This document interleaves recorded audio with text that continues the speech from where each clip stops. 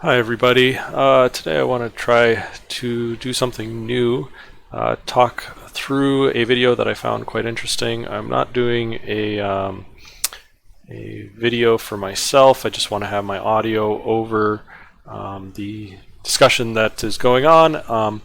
Big thank you to JP, Mary, and John for having this discussion. It's given me quite a bit to think about, and I just want to jump in and give my comments on it. So let's begin. In the participation the other way, JP. Yep. Maybe Mary is too. I'm interested not so much how your hand can participate in things. I'm interested in is the relationship of participation between the dynamics, because that's what you would say in Aristotle, between the dynamics of your hand and your essence. Like your hand is part of your identity, such that if I cut your hand, you say, "Oh, you cut me." Right? You don't say, right? And I'd be guilty of hurting you as a person if I damaged your hand.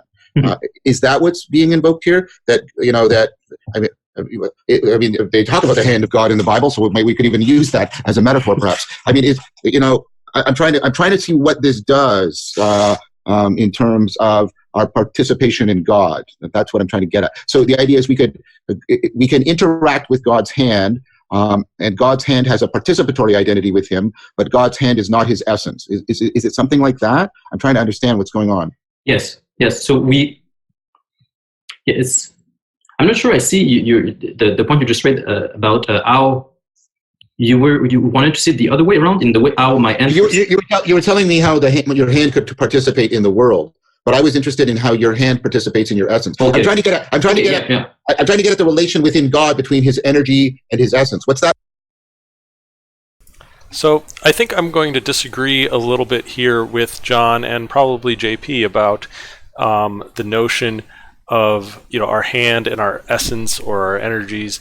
So I don't view my hand as a part of my essence. If I were to lose my hand in an accident, yes, it would be painful. Yes, there would be a longing for that, but it is not central at all to that thing that I consider me.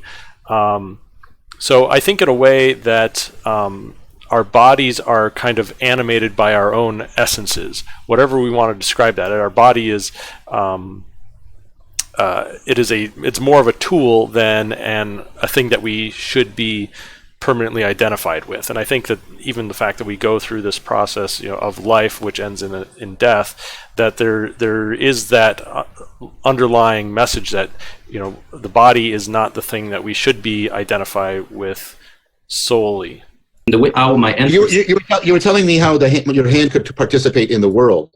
But I was interested in how your hand participates in your essence. Okay. I'm trying to get at the relation within God between his energy and his essence. What's the nature of that relations? Because there must be some metaphysical difference, because I can participate in God's energy according to you, but I can't participate in God's essence. So the relation can't be one of identity between God's energy and his essence, but it can't be one of disidentity, or then I can't enter into a relationship with God. That's what I'm trying to. Yeah, that's a very deep question, and I suspect that this will have something deep to do as well with how Irigena reunites the four divisions of nature.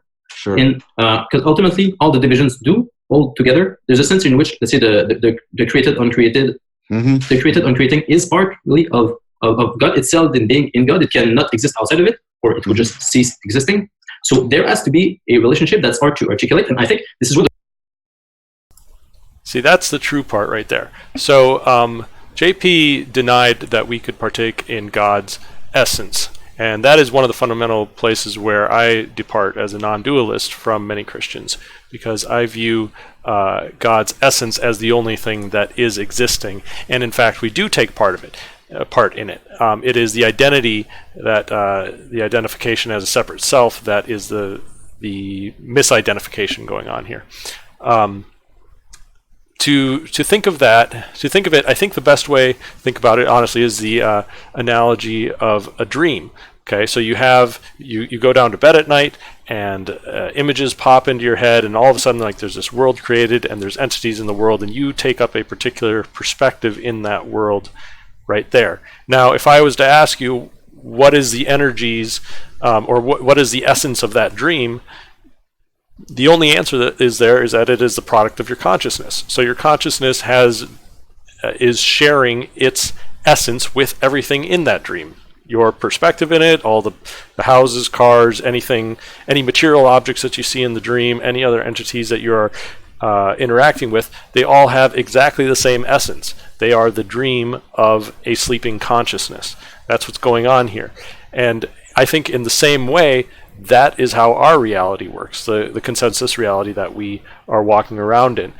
So when we say in Him we live and move and have our being, we are sharing the essence of God in terms of everything about this is supported and sustained by the consciousness of God, which is dreaming this.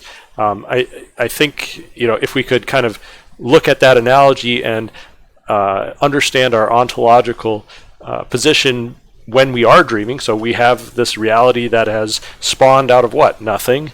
It's and from a certain perspective, the sleeping consciousness is omniscient in the dream because everything is a part of it. It's omnipresent in the dream. Again, it gets its entire being, its entire essence, its entire sustenance from that sleeping consciousness. There's nothing else there. And I think that if we actually took the time to understand that analogy all the way through and see ourselves, our sleeping consciousness as the God of that reality, we can learn a lot about the God of our consensus reality, because the relationship is of that same characteristic where the entire thing is being sustained and depends on the sleeping consciousness. I mean, this is the same exact language that we use when we talk about God sustaining and preserving our reality. All right, jumping ahead here, Mary brings up a rather interesting point. I want to let her talk and say it real quick.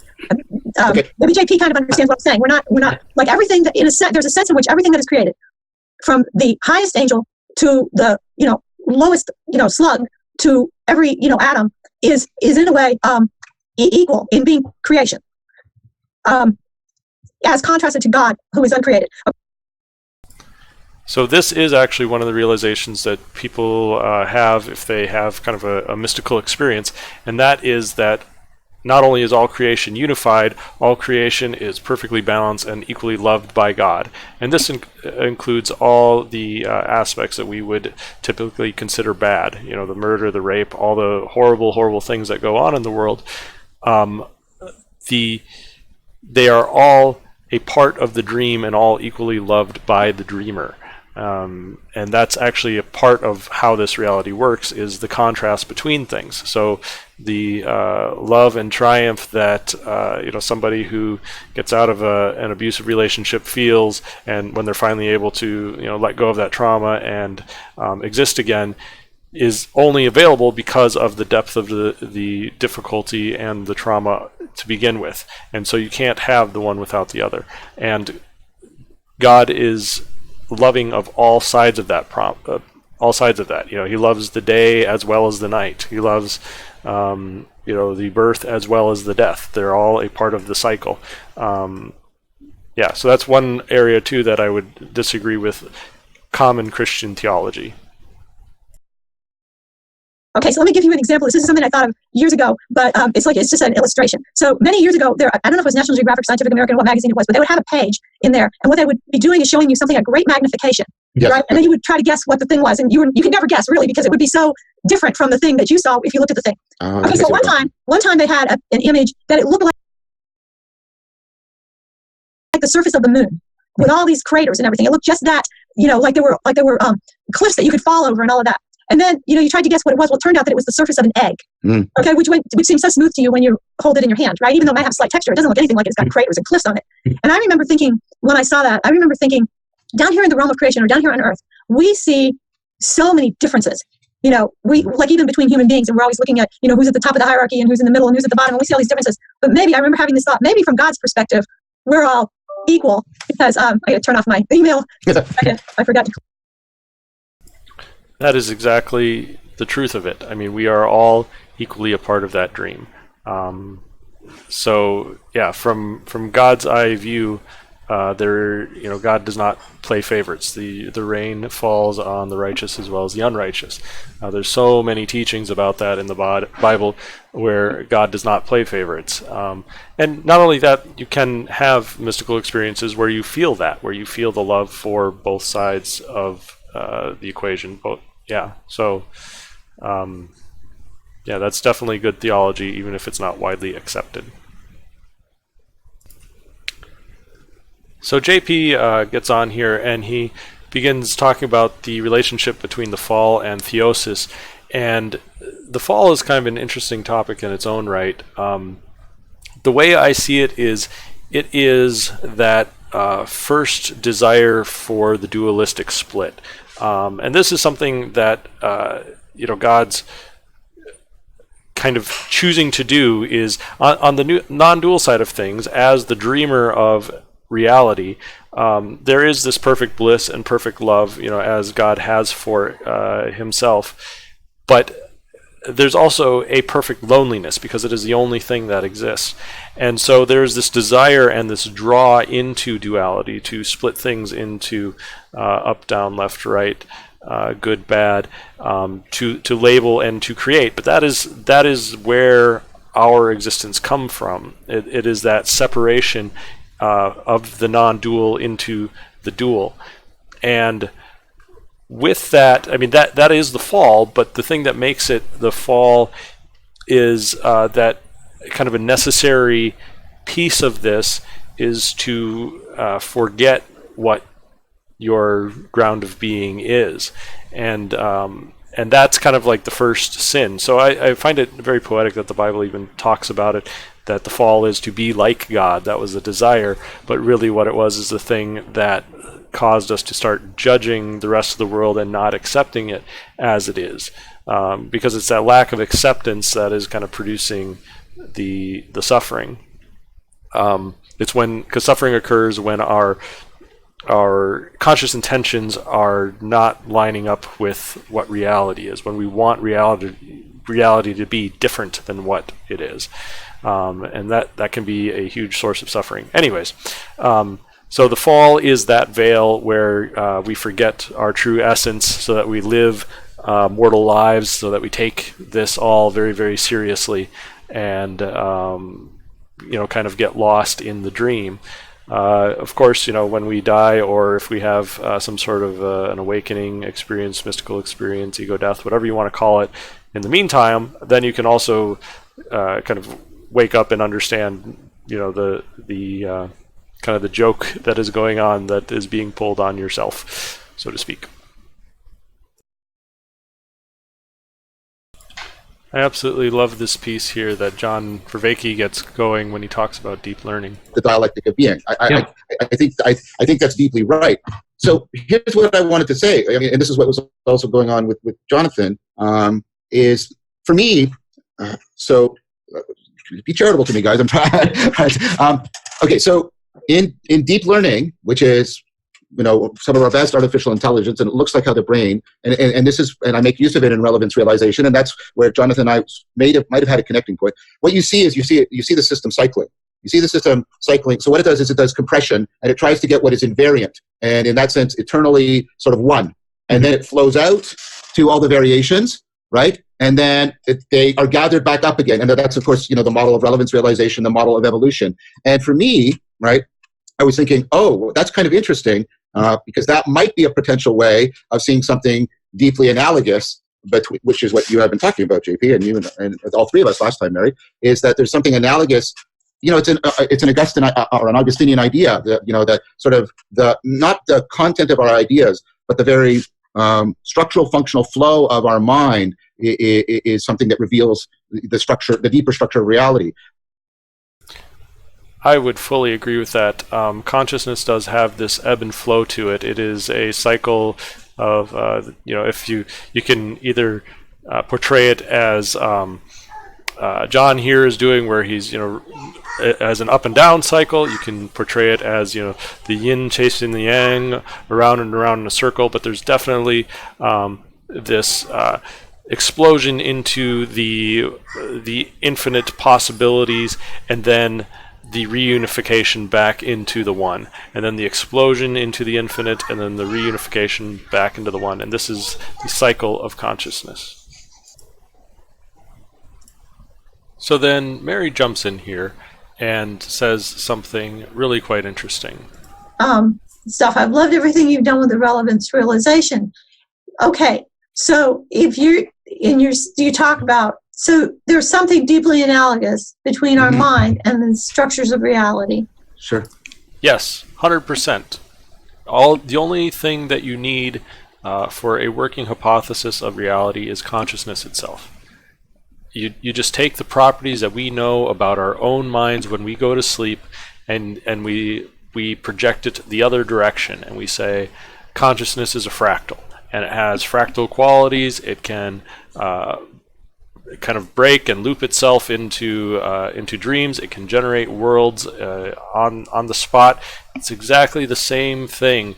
The same creative capacity that our minds have when we dream is the same creative capacity, cranked up to infinity, that God has when he creates this reality. It's that same exact structure. Deep structures of reality. And I would say, and also the structures of reality all the way up, like all the way up and all the way down, right? Mm-hmm. So like we may find that there, like even like the formation of crystals or something like that is sure. I think the autopoiesis and relevance realization has a deep continuity with self-organization of the fire, etc. Yes, I think that. Yeah. So down now more like to. That's kind of like the biblical saying, the rocks and the hills will praise the Lord. Let the hills shout with joy. I mean, this is the same sort of thing. Again, I view all of that, all of the matter that we see in this universe when we look out and we see the infinity of galaxies, all that matter is contained and held in the dream just as much as every perspective in the dream. It's all held in God's consciousness actively. JP's points about, this goes down, but also why wouldn't it continue to go up? And so then I have to come back to the question that's kind of like the point of tension between us, which has to do with why wouldn't that be mind there and a person? Because it seems to me that we value mind. Sure. We value mind over. There is two ways to look at it. On the one hand, yes, it is God is highly intelligent, and this is there are elements of this that are kind of a willful storytelling and working his will out in this reality. But then there are other elements that are so strange and so alien, like the no-thingness of God, that, because there is no thing to consciousness. There is nothing there that you can point to and say, aha, there is the consciousness that is in the person, or there is a consciousness in the dream. Where can you find that? No, it's invisible. Like, there is a no-thingness to this that is also so alien to our experience. Just as, like when you're dreaming, what does your consciousness there even look like? What is it doing in your brain? Those questions almost don't even make sense. Over matter. We value mind over matter because it's the mind that, to use Paul Vanderklay's wording, right, colonizes the matter. Right? Yes, but. So I think what it is that that there is a balance there. So any matter can become anything. So, for example, the bodies that we inhabit are made out of molecules that are expelled from dying stars, millions of years ago. So the collection of matter that is around this perspective of consciousness that I call Bob, or that you call Mary or John or JP or anybody else. I mean, that perspective came into and did indeed colonize matter. when you talk about things coming down, it sounds like it's something above us, but how can it be above us if it's not a person?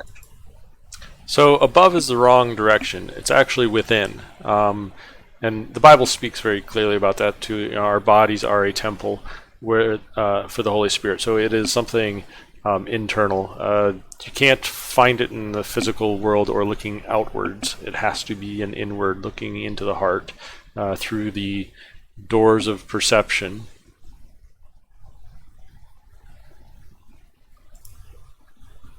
Well, it's above.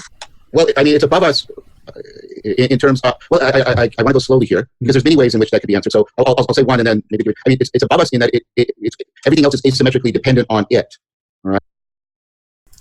I love that line because it actually really nails home the dream analogy. When you are sleeping, your entire dream is asymmetrically dependent on your sleeping consciousness.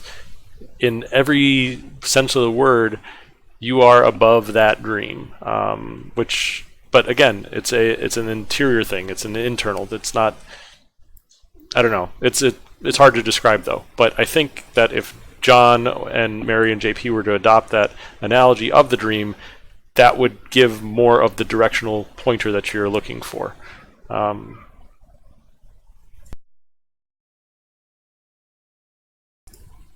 Okay, so let's play this again.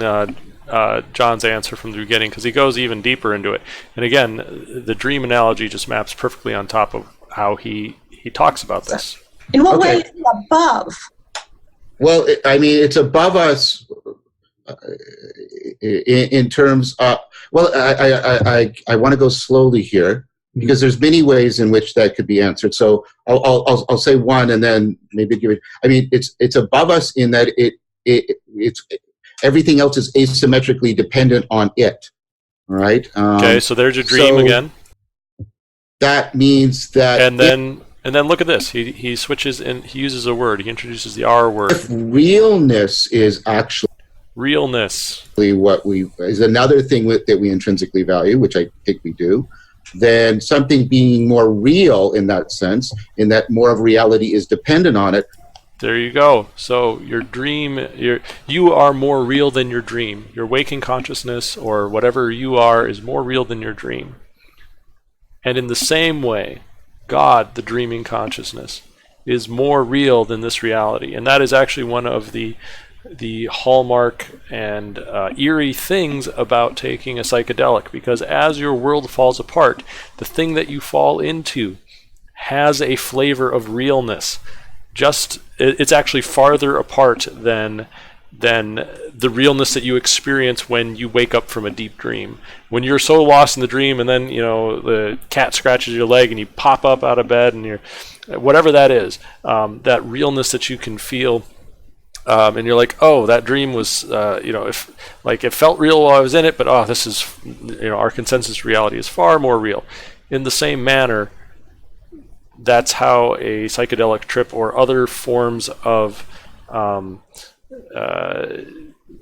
transcendent consciousness, for lack of a better term, feels to this waking shared reality. Would make it more valuable than me, even though it's not necessarily a person. That's what I wanted to say. I wanted to say, but we value.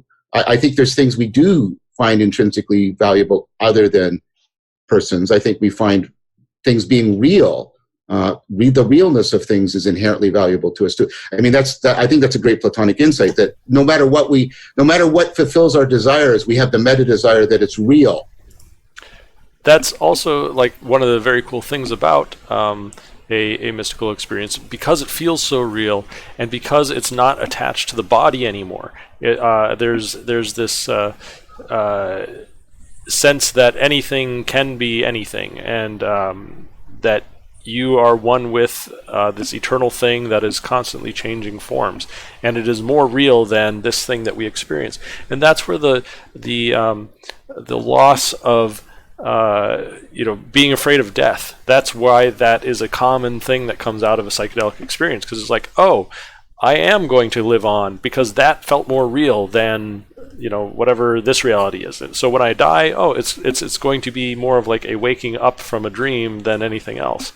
And the thing that you wake up into is glorious, and it's everything. It's all of reality for all of eternity. And that's the philosopher's stone, so to speak. I mean, that's what people have been looking for. This is why I try to talk about non-duality so much, because, like, yes, this is it. This is what you're talking. This is the experience that you are looking for as assurance for your own salvation, or the seeing beyond the veil. I mean, that's what this is all about. What fulfills our desires. Realness is we value realness for its own sake, right? Mm-hmm. And so when you say that other things are dependent on this one or this being or whatever, I'm not sure what language you're using for it. When you say dependent for continued existence, dependent for the origin of existence, or oh no, yeah. So I mean, it's a ground. As JP said, it's let's stay in Erigena, not just pure Neoplatonism. It is simultaneously the ground of being and the ground of the intelligibility of being. Just hear how, I mean, again, like if they could understand God's relationship to consensus reality is the same as our relationship to our dream realities. All you need is the understanding that consciousness is fractal and it goes up the other direction, and all the same powers and the same position that you have compared to your dreams. You are the author and finisher of it. You're the alpha and omega. You are the ground of being for the entire dream. It doesn't exist without your consciousness.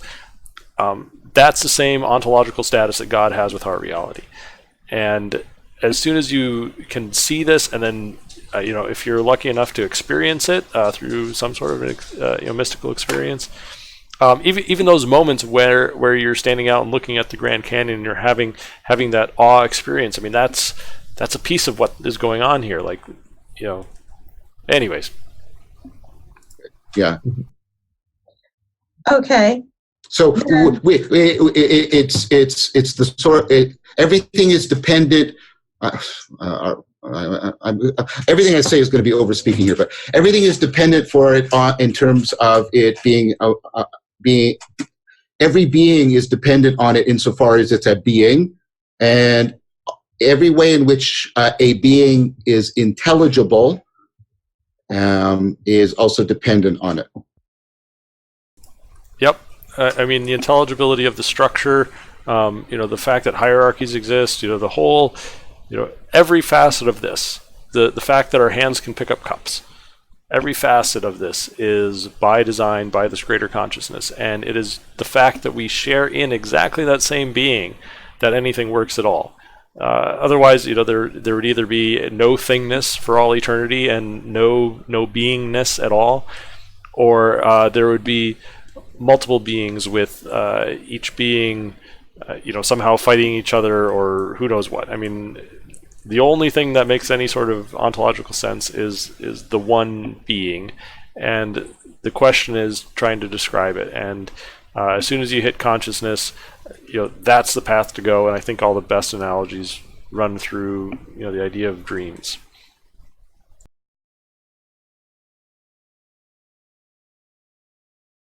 All right, so John makes another statement here that, again, fits perfectly with his analogy.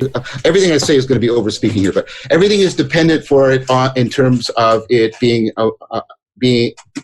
Every being is dependent on it insofar as it's a being, and every way in which a being is intelligible is also dependent on it.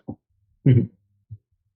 So how does it? So then it must know intelligibility. Look at this. Plotinus, for example, argues that they're tripping up on the idea of knowing, and yes, there is an aspect of God that is all-knowing because it contains all things, and it is consciousness. Yet, John's onto something here as well. That's a mistake, because the ground of intelligibility can't be an act of knowing, because the act of knowing depends on the principle of intelligibility. For example, knowing is about a relationship between a subject and an object, but the ground of intelligibility is what ultimately unites. Okay. Knowing involves a subject and an object. But here we go. This is the non-dual piece.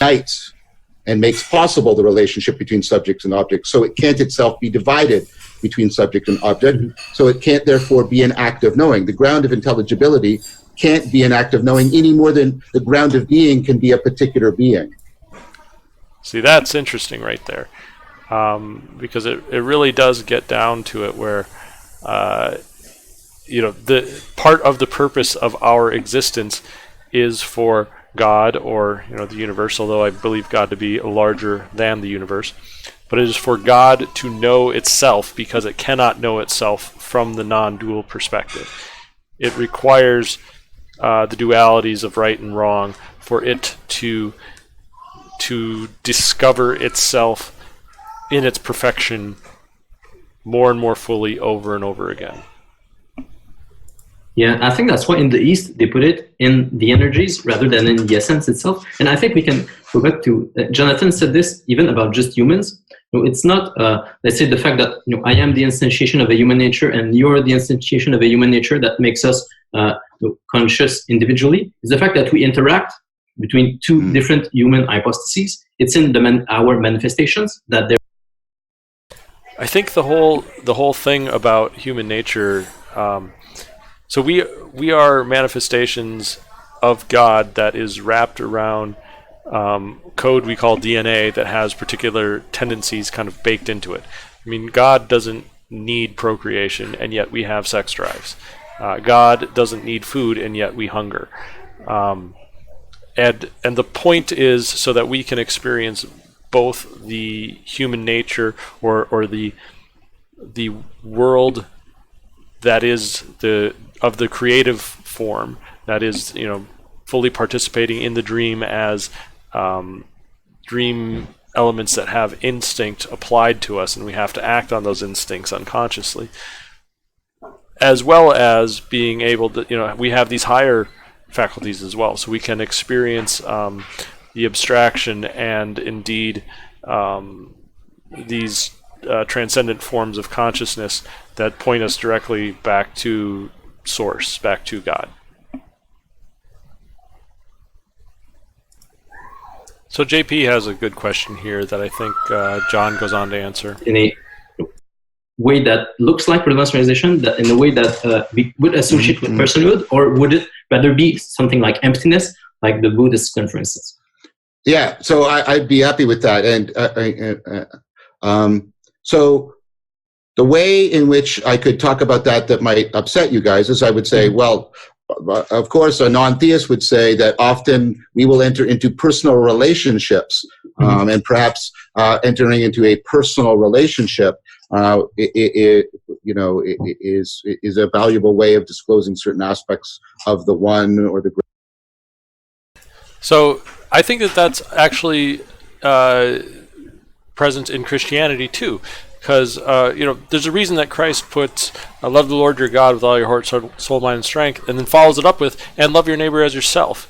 In my eschatology or way of viewing the world, however you want to describe that, to me, those are the same things.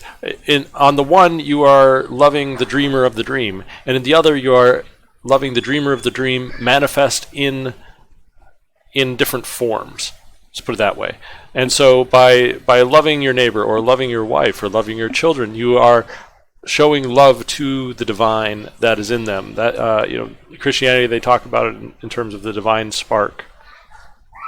Ground of being, the ground of intelligibility. I'm going to use the word one, but I'm going to be using it in Erigena's sense, not just in Plotinus' sense, because we need a term of reference here for what it is I'm talking about. Christ even goes so far as to say, whatever you do to the least of these, you are doing unto me. Now, most Christians don't take that literally, but I certainly think that it is appropriate to do so.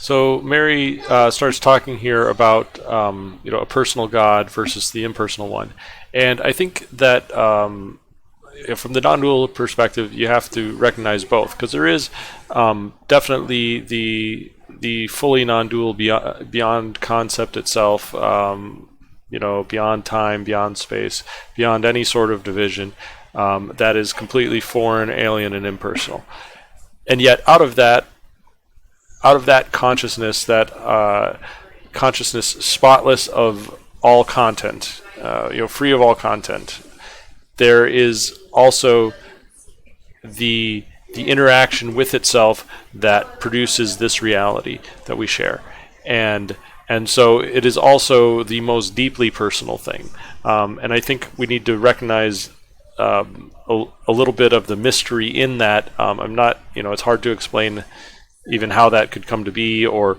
why such a thing. But yes, it is both the completely foreign, alien, impersonal, and yet the most personal, given that it is the only thing. So Mary asks a couple of excellent questions here. Both what my love is directed to and of my love. Well, I understand that. I mean, I understand where you're coming from. Okay, so where do these things you're grateful for come from then? I mean, we get into questions about, basically cosmological arguments about that. So the part of the reason for the ground of being is also the origin of being in Christian thought. So, and one of the reasons we say that there has to be, and this is apart from any other distinctions about God, like Trinity argument, or anything like that, is that there was a willful decision to bring things other than God into being. That right there is an awesome thought. There's a willful decision for God to bring things other than God into being. Now the why is an interesting one. That makes sense. What I'm saying, that there was just God, and now there's other things other than God that have a real existence, that really have an existence. Not that they're not held in existence by God, but that they're given by God a certain kind of freedom to be actual, to make things happen in the universe, to be causes in their own right. Right. Secondary causes, but that the first cause is a decision.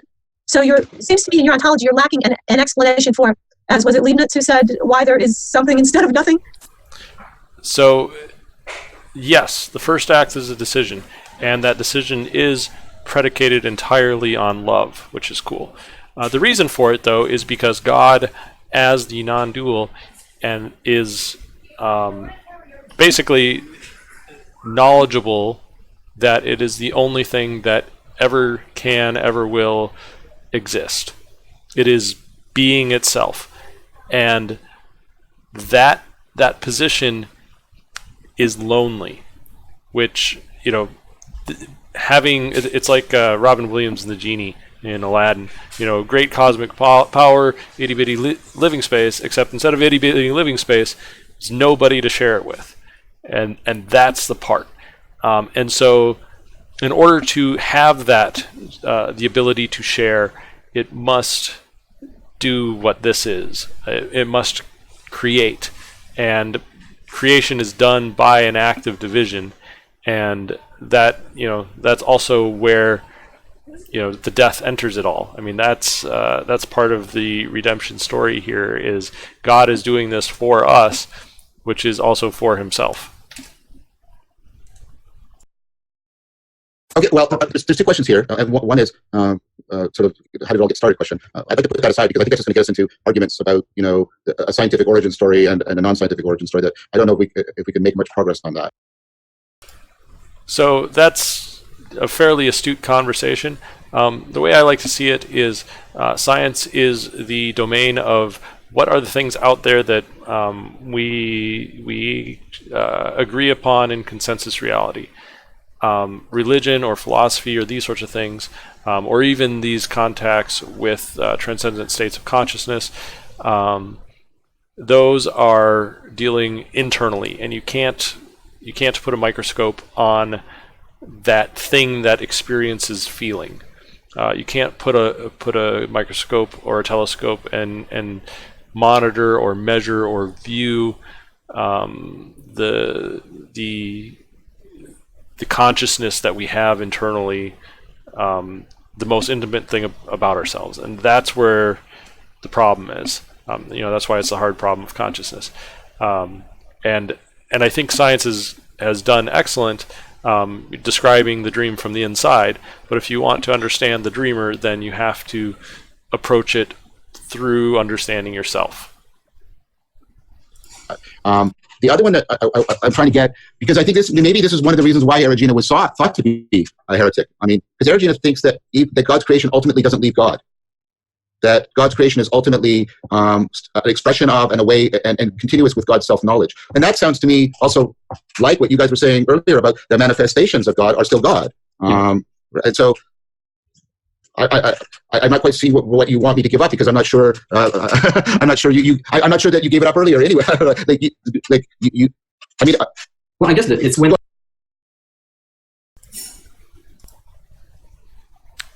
So I think I'm going to end with this last piece, where John talks very openly from the heart about. I'll just let it play. That's deeply important, but I've had those experiences, and many people have had those experiences in which, again, they feel deep self-transcendence, they feel the affordance of wisdom, connection, communion, they feel connected to something much greater themselves, and many of those people don't come out of that with having a sense of encountering a being or encountering God or anything like that. So that's an interesting one, and I don't ever want to point at somebody's bona fides and say, you haven't had the right experience, because that's not, I believe, a charitable thing, nor is it an accurate way to view reality. As a non-dualist, the fact that he hasn't experienced some of these deeper transcendent spaces and touching being itself or anything like that,